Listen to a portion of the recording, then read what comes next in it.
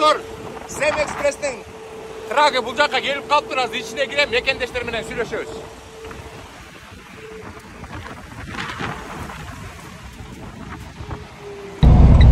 Трактор ичи жылуу экен. Мына мекендештерге кезип калдык, достор. Азыр сиздер менен тааныштырам. Өзүм дагы жаңы таанышып атам. Бул жакта Адилет инибиз отурат. Бул жакта болсо Азим инибиз отурат, Кандайсыңар жигиттер, жакшыбы? Кимиңер улуусуңар? Анда улуусуна, сулуусуна сөз берели. Кандай Адилет, жакшыбы иштер? Жакшы, мен өзүм бир ай болуп калды келген Шагачы. Бул жакка бир ай болду Америкага келгениңе? Грин карт утуп келген азыр, грин картасын бүткөндө топконго. Грин карт утуп келди, Грин карт утуп келди. Ошо ЦДЛ документтериңди ЦДЛ окуганга чейин үйрөнүп алсын деп чыккан мен. Пока үйрөнүп эле да четинен. Силер деген азыр ЦДЛ праваңар жок экен. Жок. Тракторду үйрөнөйүн деп Азим менен жүрөсүңөр, Американы канча болду? Бир айдан бери кыдырып атасың ба? Жок, декабрдын аягынан бери бир ай болду элек. Бир ай болду элекпи? Жакшы. Жөнөкөй право барбы? Жөнөкөй жок. Пока мен сошулум келдик, ошол. Сошул менен эмени грин картаны күтүп аткан турбайсың. Ошону алгандан кийин анан жеңил машинанын правосын алып, андан кийин анан тракка кетет экенсиң, Трак жумушу кандай? Страшный экен? Мындай оор эле. Жок, өттүңөр да опасный жолдорду өттүңөр. Күндө 2-3 жолдон сеп тагып кайра чечме ошондой да. Жакшы. Грин карт тутуп келиптирсиң. Үй бүлө менен келдиң да? Жок, жалгыз эле. Жалгызбы? Бойдок жигитсиңби? Кыздар, Америкада жүргөн кыздар, Кыргызстанда жүргөн кыздар, мына кандидат номер 1 грин картасы бар. Үйлөнүүгө азыр даярсыңбы же? Айта берейинби? Жок, азырынча даяр эмес. Кийин тракка кирип 1-2 жыл иштеп алсын, андан кийин даяр болот. Азыр каякта жашап атасың? Азыр Чикагода. Чикагода. Кимдер менен? Өзүң жаңызбы? Азим менен бияк. Азим экөөңөр чогуу жашайсыңарбы?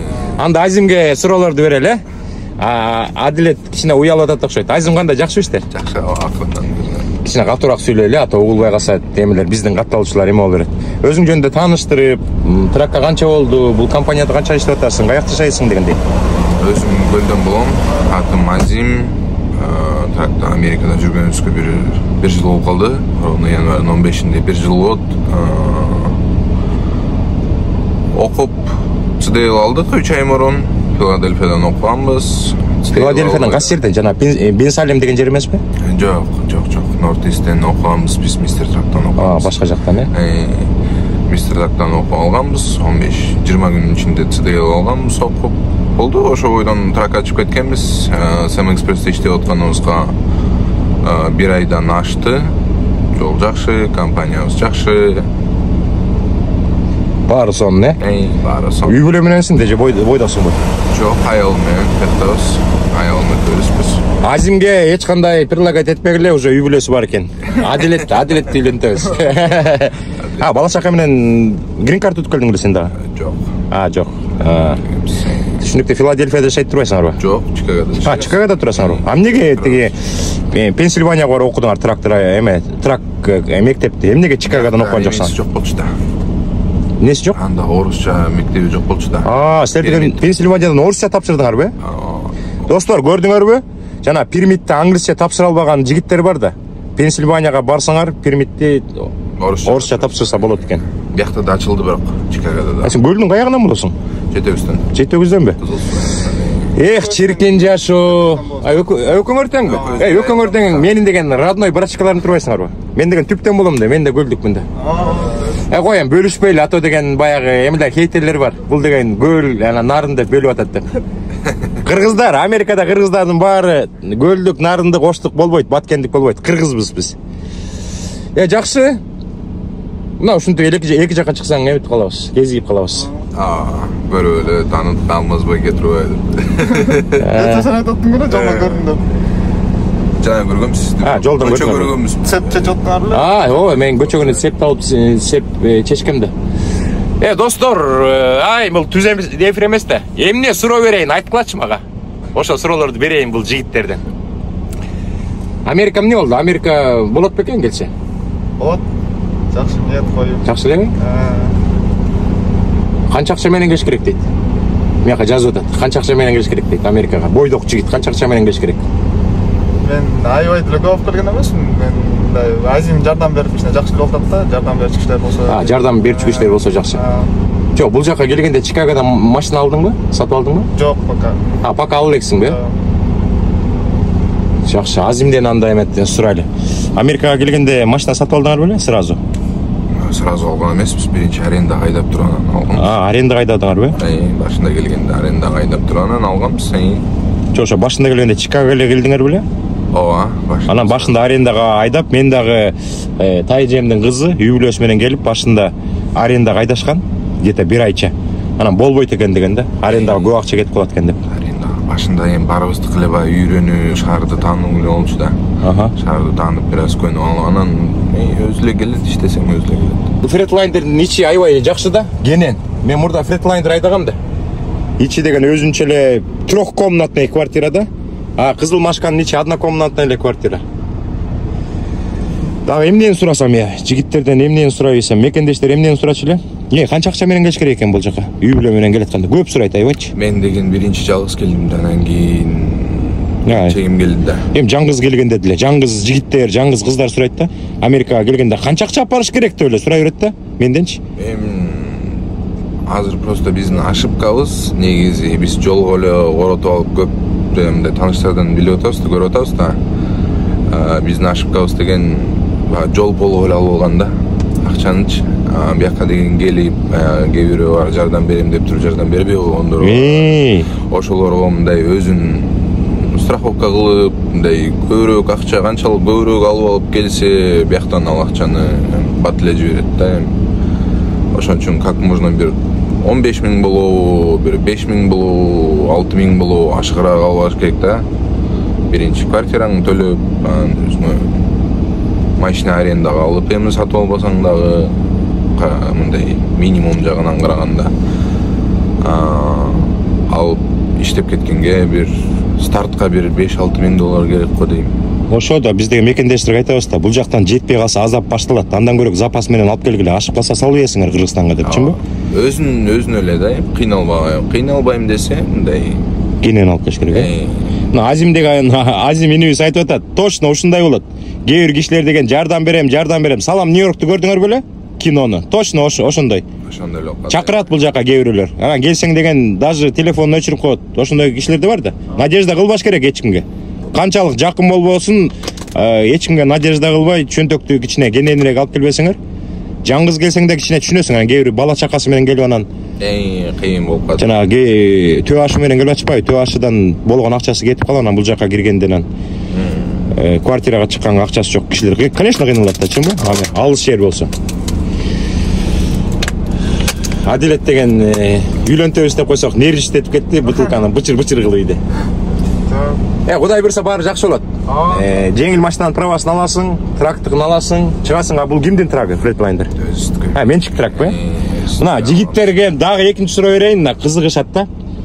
Канчанчы жылкы эмне Фредлайнер? 2017-жылкы Фредлайнер. Каскадия. Канча калдыңар эле? Бир 42ге токтоду. 42ге токтоду. Достор, көп суроо бересиңер. Трактор канча болот деп. Мына Азим инибиз деле подтверждать этип берет. Трактордун состояниясына жараша болот, жылына жараша болот, канча майл жүрдү, чынбы? Светине жараша болот. Ошону тандаш керек. Мына 2017-жылкы Фредлайнер Каскадия 42 000 доллар болуптур. Жакшы ба? 2017 болсо. Сиздерге көрсөтүп коеюн. 2017-жылкы Фредлайнерден шитпирбор ушундай экен. Кана эме майлыжы каякта? Мына майлыжы 683 000 42 майл жүрүптүр да. 1300, 1400 майл жүрүп берет да. Жакшы карап, во время майын караса. Мен өткөндө Семэкспресстен бир жигитке кезикпедимби? 1 900 000 майл жүргөн трагын сатып жаңы трак алдым дейт. Элестеткиле? Volvo негизи моторун көп макташат да, көпкө чыдайт деп. Volvo жакшы. Мен дагы Фредлайнерим бар болчу, ак Фредлайнер 850 ушундай майл болгондо, 850 000 болгондо мотор уступ берип, арзан эле сатып ийгем да. Эмнени айтып бересиңер өзүңөр кызыктуу? Азыр жаңы эле турганбыз. Жаңы эле уйкусу ачыла эле экен. Мен бул жигиттерди эметип алып турмун да. Уйкусун бузуп коюп турмун. Уйкусу ачыла эле экен. Жаңы эле келгенбиз. Жакшы, жумуш болуп атабы? болуп атат. Жумуш жакшы, Кудайга шүгүр бар. Жок, жумуш толтурабы, мекендештер. Эмне бар? Америкада барсак, эмне жумуштар бар дейт. Америкада мына саналабы, бөлүнөбү. Кыргызстанда могу жумуш бар, Америкада жок. Жок, кандай бөлүнбөйт. Кызык суроо да? Эми жумуш бардык эле жерде бар. Америкада деле бар жумуш. Башка мамлекеттерге караганда бияктын шарттары өтө, условиялары өдөрөөк турат. Келиш керек. Эң биринчи бияка келиш керек да. Даярданып туруп бияка келиш керек, анан кийин уже иштей баштайсың да. Кете убакыт кетет, кыйналганча бир жылга чейин кыйналат адамдар. Жарым жыл, бир жыл адаптация керек да. Документтерин алып, тияк-бияк болгочак деп берет. Эми ал документтерин, смотри, кээ бирөөбүз баягы келип алып, ошо менен келип, документтерин эрте подавать этпей коюп атышпайбы? Ошо social security'si жок, work'у жок. Мисалы үчүн трака чыга албайт, доставка, такси иштейт. Ал деле жанында кыйнап коет. Ошон үчүн колдон келсе эртерээк келип 589 форманы тапшырып, social security number алып, work authorization алып, ушу тракка окуп, иштеш керек. Трактан башка жумушка деле social security керек. Негизи эле документтерге өтө жакшы караш керек. Документтерди туура жагынан кеңешип, юристтер менен кеңешип туура кылыш керек. Жакшы, англис тили боюнча көп суроо берет. Башында деле английский жок деле келгенбиз. Биякта жүрсөң негизи өзүң эле үйрөнөсүң. Бирок деген адам баласы негизи аракет кылса эле үйрөнөт. Аны бияктан деле үйрөнөт, Кыргызстандан деле үйрөнөт. Биз аракет кылыш керек да, өзүбүз ошого чуркашыбыз керек. Жакшы. Англис тил бар, жашоо жеңил. Англис тил жок, жашоо өтө кыйын. Адлет, чынбы? Do you speak English? Yes, of course, do you speak? Of course, да? Yes, I do деп. Жакшы, жакшы. GPS-иңер кричит экен, Garmin'де жаңы чыккан окшойт. Бул эмне, эме лотбукпу? Достор, мына лотбук, планшет мен албай калыптырмын, мен да алышым керек. Үйрөндүңбү эмени? Не, айтып койчу, мына тракка киргенде эмнелерди үйрөнүш керек экен, жигиттер? GPS менен иштегенди? Лотбук менен иштегенди үйрөнүш керек. Анан дагы жүк алганды, жүк бергенди. Amazon'га кирип чыкканды четинен үйрөнүп атабыз, ошо. Жакшы. Сразу билинет экен, ким Америкада көбүрөөк жашайт, ким азыраак жашайт. Аделет баягы Кыргызстан көбүрөөк жыттанып атат. Азимден Кыргызстан чөтө азыраак жыттанып атат, болушу 1 жыл болуптур да. На, свежак, грин карта өтүп келген Аделеттен өйнө жыттанып атат Кыргызстан. Азыр силер жүк аласыңар, жолго чыгасыңар, биз жүк алабыз, чыгабыз. Бул инилерибизге дагы ийгиликтердин баарын каалайбыз, ак жол каалайбыз, ишиңер астыга жылып, бөөдө кырсыктан тышкары болгула. Азыр дагы бир мекендешиме кезиктим да. Кезикпей калдым. Amazon'дон жүк таштап көчөгүнө. Анан токтосом жаныма келип эртең менен токтоптур. Аны уктап атыптыр да, ойготпоюн дедим да. Биз эми уктап атсаң ойготосуң. Анан бул жака келсем силерге кезип калдым. Жолдон көп эле көрүп атам. Пипилдетип өтүп кетип атышат, кол көтөрүп кетип атат. Достор, ошондой. Сэм Экспресс алга. Сэм Экспресс компаниясында азыр 400дөн ашты го дейм. Абдан сонун компания. Традиция боюнча Кыргызстандагы туугандарга, досторго, классташтарга, эски кошуналарга салам айтып бүтүрөбүз да биз видеону. Кошуналарга, Кыргызстандагы бир туугандарыбызга салам айтабыз, үйдөгүлөрүбүзгө салам айтабыз. Бизди тааныгандарга рахмат. Салам айтам Америкадан. Ошо туугандарга, досторго, кошуналарга. Жакшы. Ошо.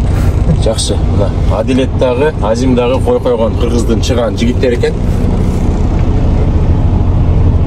Жакшы видео болду деп ойлойбуз. Колдон келишинче кобураштык. Кийинки эфирден жолуккуча сак саламатта болуңуздар, достор. Ассаламу алейкум деп коюш. Ассаламу алейкум. Мына Аделет, Азим менен кичине интервью алып койдук. Сэм Экспресс компаниясы алга. Биякта биздики KG-Line Group, булардыкы туташ экспресс экен. Дагы бир сыра жазып коюн. Жигиттер! Алга! Кыргызстан алга!